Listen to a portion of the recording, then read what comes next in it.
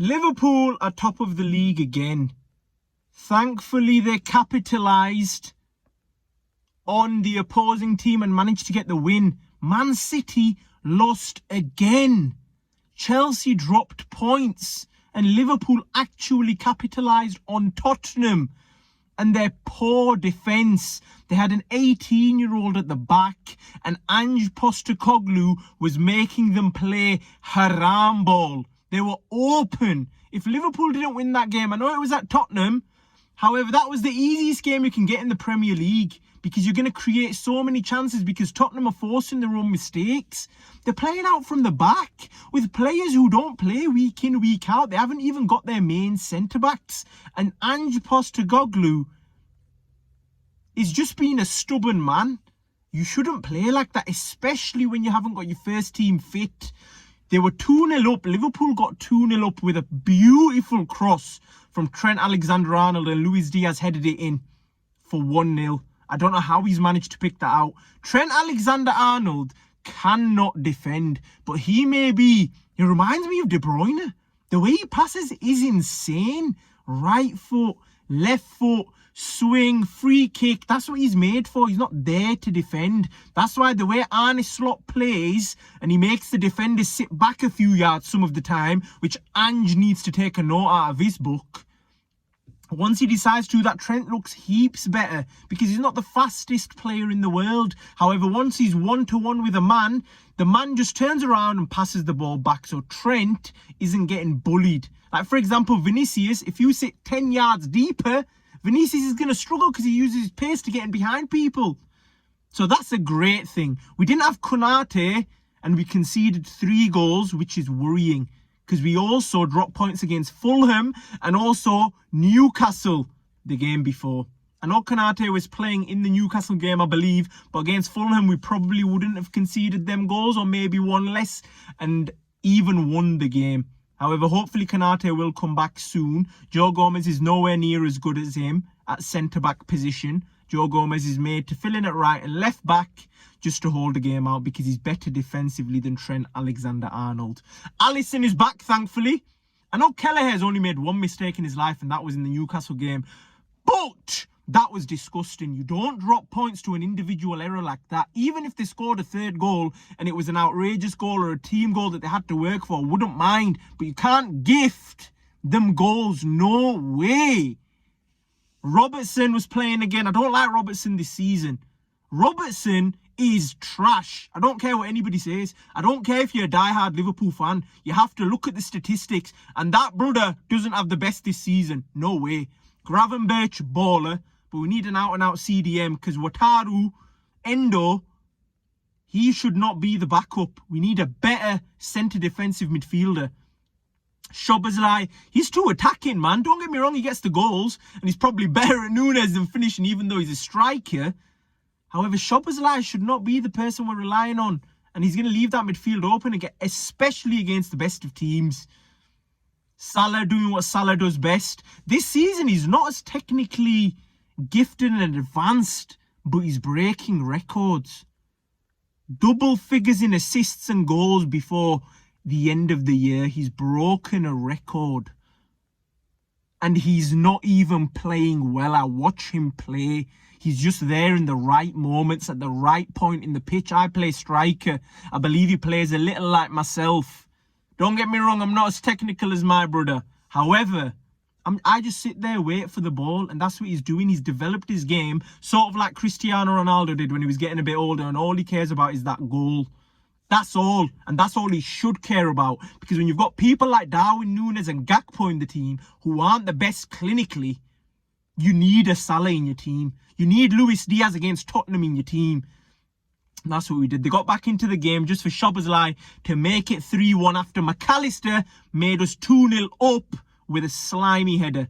We don't mind that. Maddison did score a beautiful goal to make it 2-1. But like I say, Szoboszlai made it 3. And it went 4-5. And Tottenham got a few goals towards the end. But that was all she wrote. We dusted Tottenham. And everybody does. Tottenham are there to get dusted. Let's be honest. They're not the greatest team. Especially defensively. They are horrific defensively. They'll score goals against you. My friend had a bet on that game. I told him, Both teams to score. Even put on both teams to score too, because this is going to be the most open game and most both teams to score game you've ever seen in your life. And what happened? 6-3. Salah, Diaz, ballers. We just need another attacker in January. A solid attacker. And also a central defensive, solid midfielder. Potentially a replacement in centre-back as well. If we're moving on to Man City and Pep Guardiola, you can't even say anything. He's won it all. I don't care if he loses every game for the rest of the season and gets relegated and has 115 Premier League charges, FPL charges. I don't care. Man's done it all. He can say what he wants. He can lose every game and he can still come out with, I've won 4 or 5 PLs, I've won a Champions League. What are you going to say to that? What is the rest of the league going to say to that? Nothing. That's why it's so important for Liverpool to win the league this season, because I've never seen Man City fall off this hard. It seems like they don't want to play. This team is good enough to get a win. They don't want to play. They just want to get to the end of the season and start again. They don't want to play this season. Their legs slightly have gone by 1%, but that 1% can make a difference, especially mentally, because Haaland ain't scoring. If he comes round, though, and starts scoring, I wouldn't count them out of the title race. They're our biggest challenges. Them and Chelsea, even Arsenal. Arsenal won. They got the job done at Crystal Palace, scored 5, but they're very inconsistent. And Everton held Chelsea, but apparently Chelsea got robbed of a penalty and Cole Palmer dropped a stinker. There's going to be times when Cole Palmer isn't going to perform his best, but you need to try and get him on the ball as much as possible. And if he's not performing, you need others to step up. Cole Palmer carries that Chelsea team and they rely on him, sort of like Odegaard at Arsenal. If them two aren't performing, the team struggle. And that's not how it should be. You should have threats in other aspects. If Saka's injured, what are they going to do now? What are Arsenal going to do now? They talk about Starboy, even though Starboy couldn't win the Euros and score a penalty and couldn't score against West Ham to win that league title. Bottled it. Don't ever compare him to Salah. Not that Salah's something insane. He never scores in big games. And he's not the best African player. Drogba is. Drogba is a killer. Do not compare any of these lot to Drogba. I'm a Liverpool fan. But this guy, when big games turned up, I've seen what he did to Bayern Munich in the Champions League final. That guy is cold. Do not compare him to Kane or any of these lot. Drogba is on another level. I even think he won an AFCON. Don't compare him. Do not. Mane. Killer. Drogba's a level above though. Drogba's a level above all these lot. Not Hazard. Hazard's overrated. He had some dribbling and he'd push his bun down to players. But Drogba is that guy. Disrespected. But this league title is open. Liverpool have been first in the league multiple times and they have bottled it before. Let's not forget. Let's not forget at all, because this is anybody's race. But Liverpool need to win their next game in hand and go from there. They need to play a game at a time. They need to keep the main players fit. Van Dijk, Salah, keep them happy, keep them scoring. Focus on this league. Carabao Cup, FA Cup, whack that to a side, man. Leave that for United, because United are washed. They are washed. I told everybody around me when they beat City, Liverpool fans around me were getting scared, telling me, no, this isn't good. How are you celebrating United winning? Because I need to see City in the ground, in the dirt, because they're still our main title threat. City have done it before. Arsenal and Chelsea have not. They've got Pep Guardiola. Unless we're up significantly on the last day of the season, I don't believe this league is won. I know what Pep Guardiola's about. He didn't just do it in the Prem multiple times. He's done it in the Bundesliga with Klopp as well. Forget that guy, bro. This title is not over. City are not dead.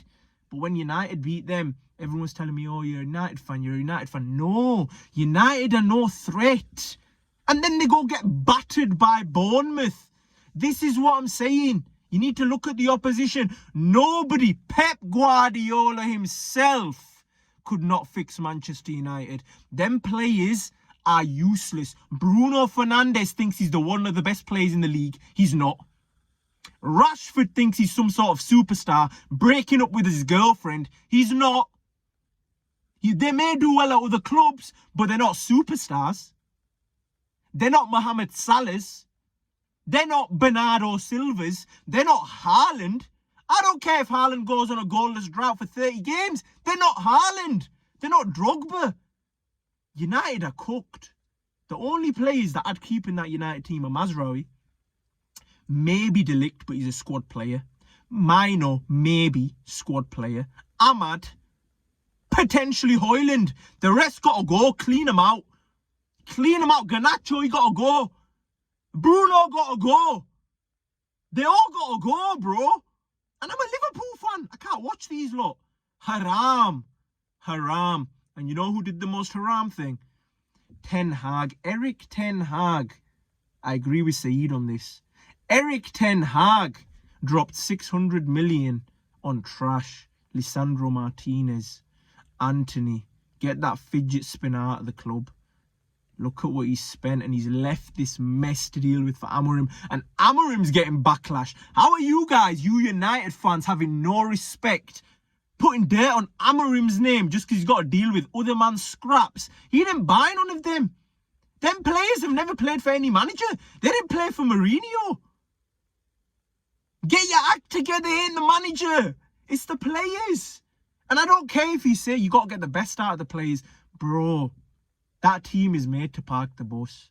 Sean Dyche, that's what that team's made to do. You can't win stuff with that. I said when Eric Ten Hag beat Man City, that's probably the biggest accomplishment with that team that they can get, because they beat Man City in their prime, maybe on the day off, maybe they weren't playing the best, but they beat them in their prime to a trophy, and they should congratulate themselves for that, because they're not getting anywhere near any trophies this season, unless it's the Carabao or the FA Cup, which they should focus on, and sure should Tottenham, because Tottenham ain't winning nothing ever, especially if Ange's at the wheel. That brother got to go. He's a fraud. Damn, the Premier League shaping up nicely this season, but it just shows how competitive it is. Look at how competitive it is. Crystal Palace, Fulham, teams like this competing on a weekly basis. The only problem, the only mistake that Crystal Palace made was to go toe-to-toe with Arsenal, because you can't do that, because you're going to get cooked. The majority of teams who go toe-to-toe with Arsenal are going to get cooked. They're the team that scare me most in this league after Man City. Them and Man City on the same level. Whilst Man City are down, if Man City were up, they're going to scare me more. However, currently Arsenal, they can pepper any team, you know. They're the only team that I think that could come to Liverpool and give them a game and sneak off with a result. Especially when Liverpool are playing the A game. Don't get me wrong, they get peppered. But that's the game we're in. Liverpool are top of the Champions League and top of the Premier League. They need to keep it up. They need to sign some fresh legs in January to ensure that they get this league, because they need to cement certain players' legacy in that team. Van Dijk deserves it. Mohamed Salah deserves it. And the rest of them deserve it as well. Exact example like Gravenberch and Luis Diaz. They're putting a shift for that club, man. Give them that league, man, this season. Inshallah.